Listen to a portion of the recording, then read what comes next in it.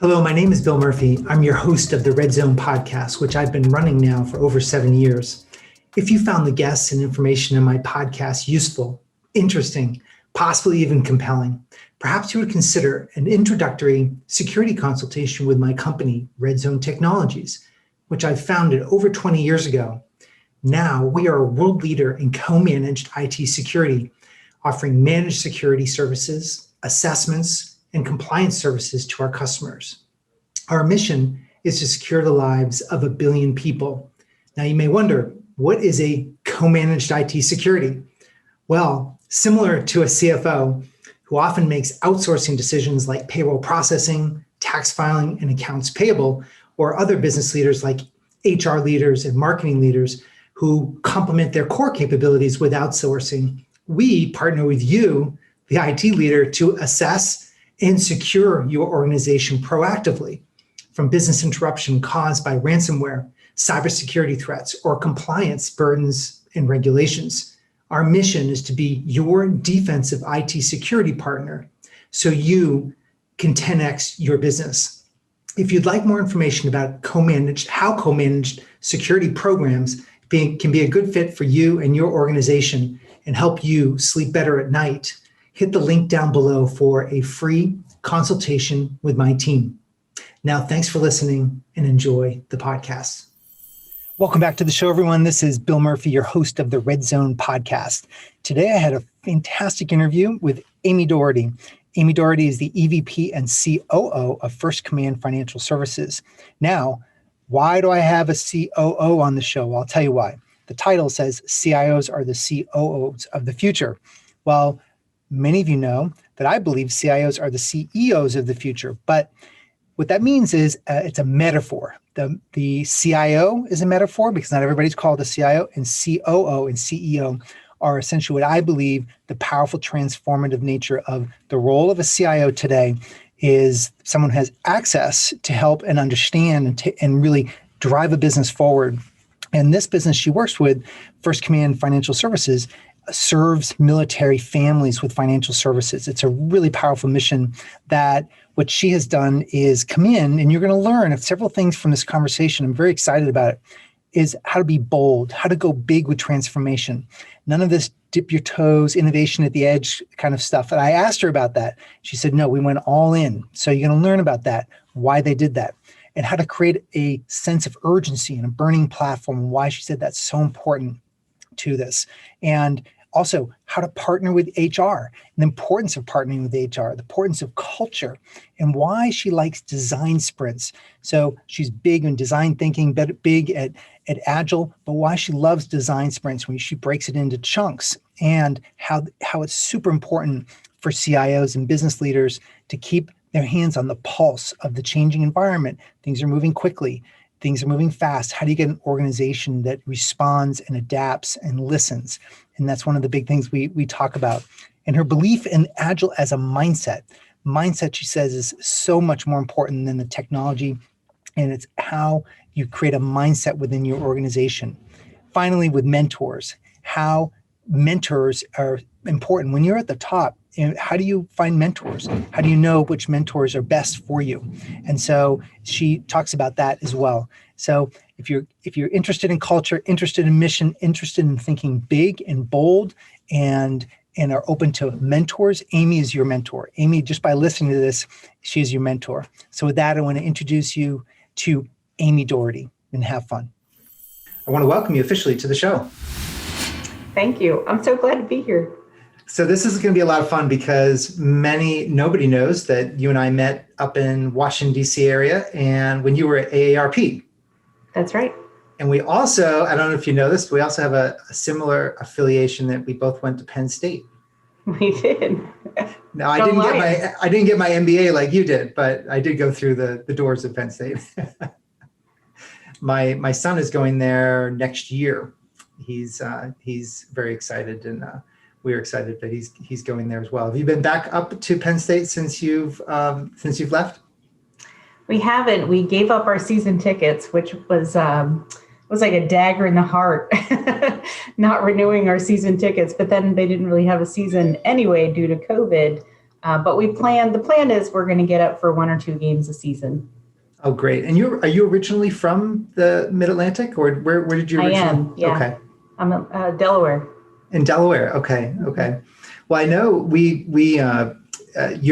maybe it would be good to start this conversation by if you could just let everybody know who you are and who you work with and your role. There's a big theme within the podcast, but also the innovation group is CIOs are the CEOs of the future.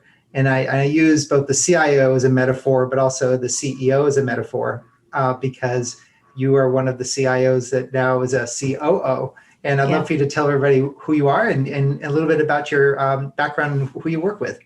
Yeah, great. Happy to. So I'm Amy Doherty. I'm the Chief Operating Officer for First Command. We are a financial services company that provides coaching to America's military families.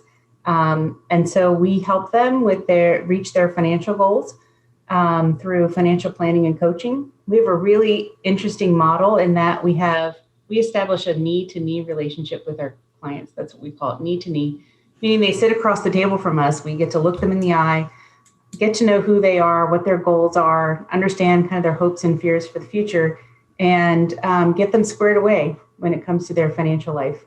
It's very fulfilling. We're highly aligned to the mission of serving America's military families.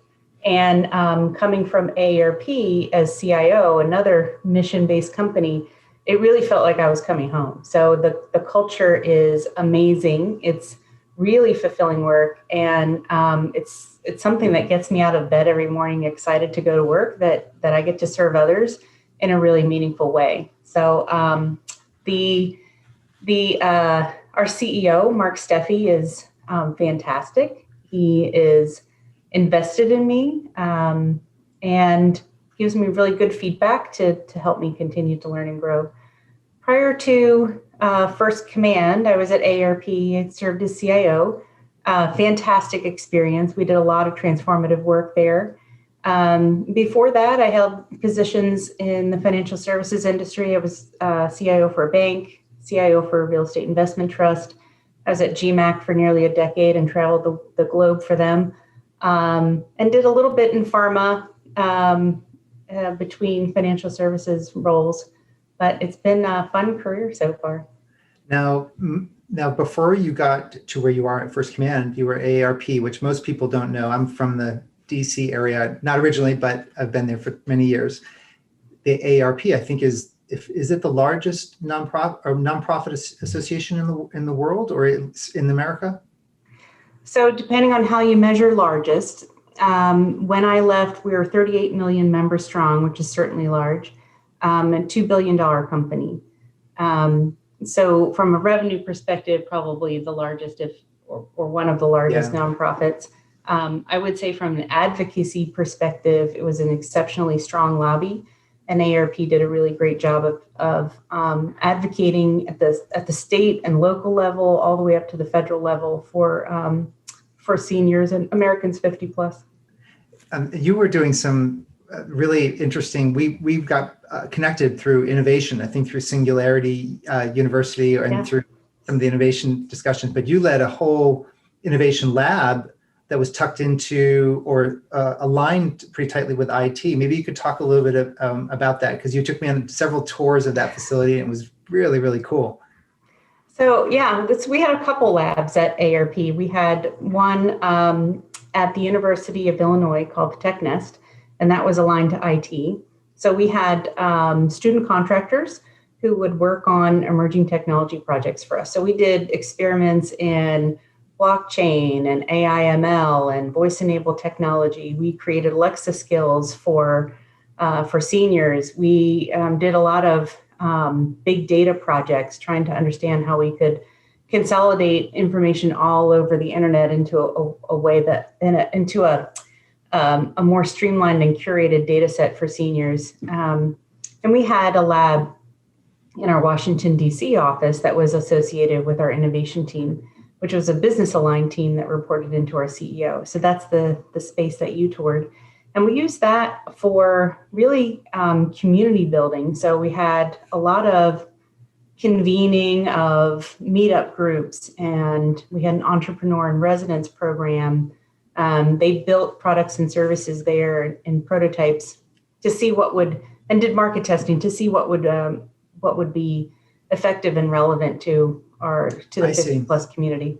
So you were incubating entrepreneurs that were thinking that their product would potentially have a big difference within the retired population. Yes. Is that okay? So they would come to you as a funding source, and you would potentially help fund some of their ideas. Some of it was funding, some of it was support, office space, access to our research. We also did pitch competitions nationwide. So we would create a business challenge and see what people could come up with. It was really about building awareness in the market that universal design would broaden your market. So helping designers and builders think through how to create a product that worked for everyone, including seniors, and convince them that was really a good design principle and profitable design. So did you follow? I know you've done a lot of work with Agile and Agile thinking. Do you use design thinking, or you take more of an Agile, or do you kind of blend the two? Like where is your philosophy now? I know it was a couple of years ago since we've been talking at AARP, but I'd love for you to talk a little bit about Agile, because I know that's also impacting where you currently work. Yeah. So to me, it's all aligned. If you want to put the client at the center and be a sense and respond organization, you need a listening capacity or capability, and you need a response capability. And so what I love about design thinking or design sprints, which is a tool that I love, is that you get that just-in-time feedback loop up and running in a very quick way. So in a design sprint, start to finish, it's 5 days. So it's not a huge investment of time, and it allows you to take an intractable problem or a market opportunity and work with a small group, get the feedback from your clients real time, and then have your working prototype up by Friday. I love them. And they're a lot of fun and energizing, and people come out of them feeling like they did really purposeful work. Agile as a mindset, to me, is kind of the only way to go. Sure. If you're in a command and control type of mindset and culture, it's really difficult to unlock the potential of your staff, of your teams. Distributing some of the decision making, getting decisions closer to the front line, to me, results in better decision making, more informed decision making. And this ability to sense and respond, listen and adapt is central to kind of the Agile mindset. I think it's the only way to exist and continue to grow in a VUCA kind of world where the pace of change is around us. It's accelerating. You have client expectations changing. If you're not adaptive, which to me is Agile, if you're not adaptive, it's you keep up, you move forward, or you get run over. Yeah. So relevance with your client is enabled by an Agile mindset, Agile principles, Agile methodologies. So it's a mindset. I love that. Agile is a mindset, and the more of the design sprints you use is more of like a practical application of that.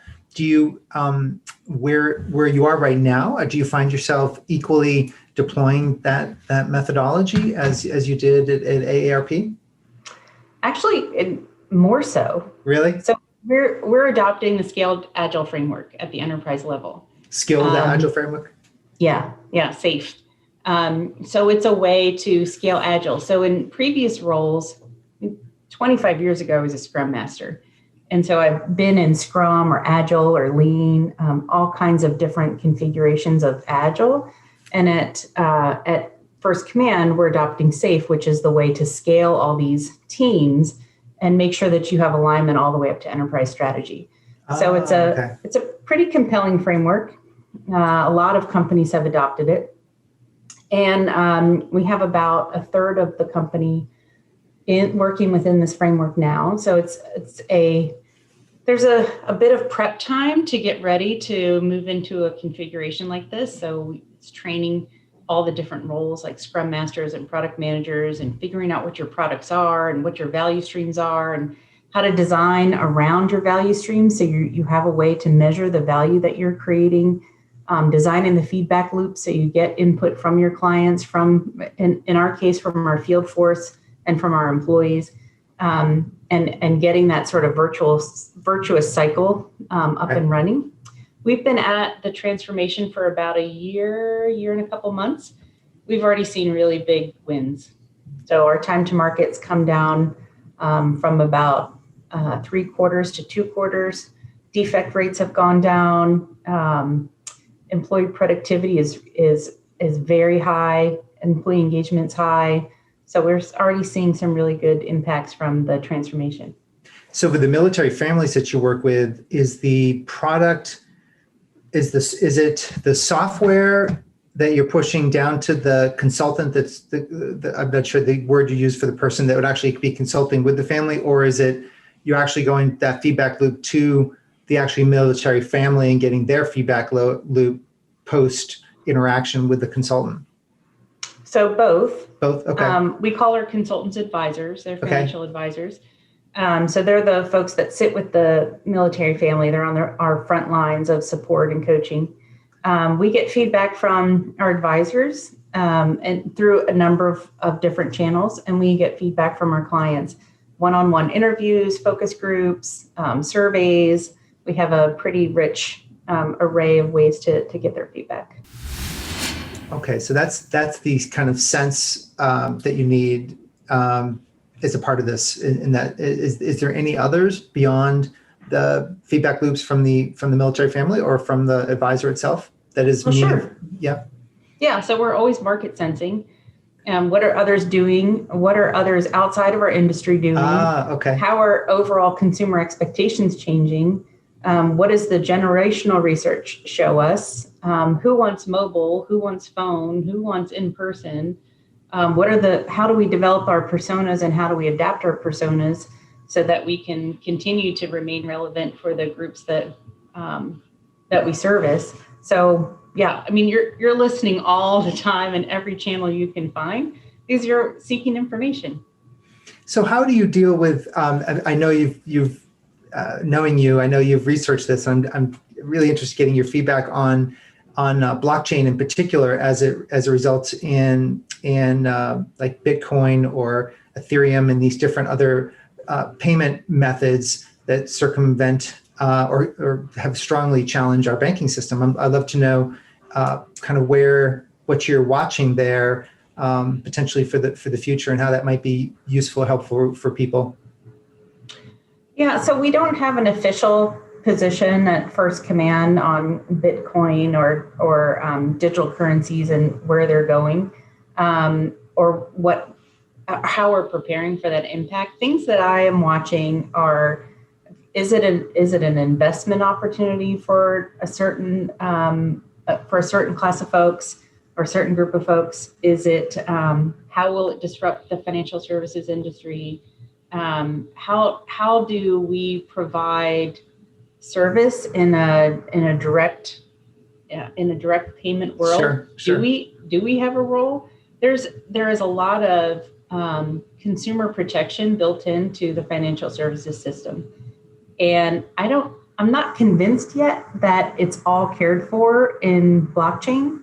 Sure. So things like Reg E. I don't know how that translates into blockchain. And I think that, some people are ready to try it. I think others are not. I think others rely on kind of that compliance framework and enjoy the benefits of it. It's really costly for the financial services industry to maintain compliance with the regulations. They are changing. Each administration has a different point of view on how involved the federal government should be in compliance and consumer protection. And so, the regulations are very fluid, and the response to them is expensive and it's time consuming. But I think in the end, Americans especially really enjoy the protections that those regulations provide for them, which goes away in an unregulated type of arrangement. Very much so. And the other disrupting area that I don't think is going to be a disruption, at least, but I'm not really into the industry like you are. People keep in the circles that I'm talking about from an exponential technology perspective, the artificial, like robot advisors and an AI and such. Again, I'm not an expert in it, but I'm thinking niche use potentially, but having to come up with an overall coordinated plan. I'm not sure. So what are your thoughts on robo advisors? So I think there's a place for them. I think the most